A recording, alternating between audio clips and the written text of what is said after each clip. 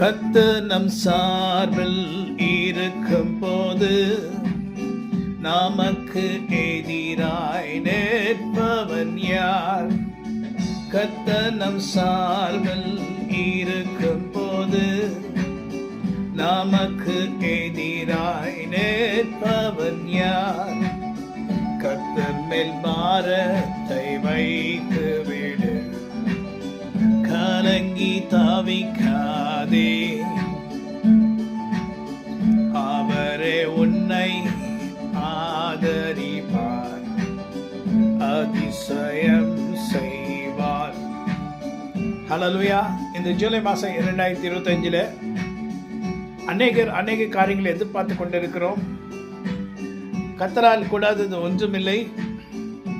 வேதம் சொல்லுகிறது, அவர் சகலத்தையும் செய்ய வல்லவராய் இருக்கிறார்.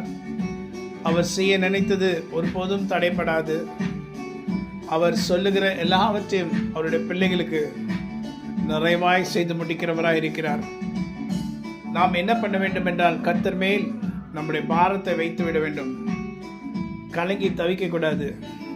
அவரே நம்மை ஆதரிக்கிறவராய் இருக்கிறார். நமக்கு அதிசயங்களை அவர் செய்ய வல்லவராய் இருக்கிறார். நான் சொல்லுவேன், கர்த்தரை நோக்கி நீங்களும் சொல்லுங்கள். கர்த்தாவே, நீங்க இந்த மாதத்தில் எனக்கு அற்புதங்கள் செய்து முடிப்பீர்.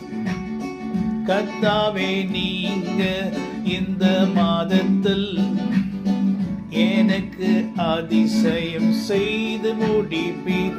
இந்த வார்த்தைகளை சொல்ல சொல்ல அவர் நம்மை ஆதரிக்கிறவராய் இருந்து அற்புதங்களால் நம்மை நிரப்பி நம்மை ஆசீர்வதிப்பார். சோர்ந்து போகிற நேரத்தில் நம்மை கையை பிடித்து நம்மை தாங்கி உயர்த்துகிற சர்வவல்ல தேவனாய் கர்த்தர். நீதிமான் தள்ளாட விட மாட்டார், நித்தமும் தாங்கி நடத்திடுவார். நீதிமானை தள்ளாட விட மாட்டார். யார் நீதிமான்? கர்த்தரை அறிந்து கர்த்தரை தன் தெய்வமாய் கொண்டு அவரே எனக்கு பலனாய் இருக்கிறவர் என்று சொல்லுகிறவன் தான் நீதிமான். அவருடைய வழியில் நடக்கிற மனுஷன் தான் நீதிமான். நீதிமானாய் இருக்கிற நம்மை அவர் தள்ளாட விட மாட்டார். அதனால யாரை குறித்து கவலைப்பட வேண்டாம். ஏன்னா கர்த்தர் நம் சார்பில் இருக்கிறார். ஆமென். God bless you. Have a wonderful day. Amen.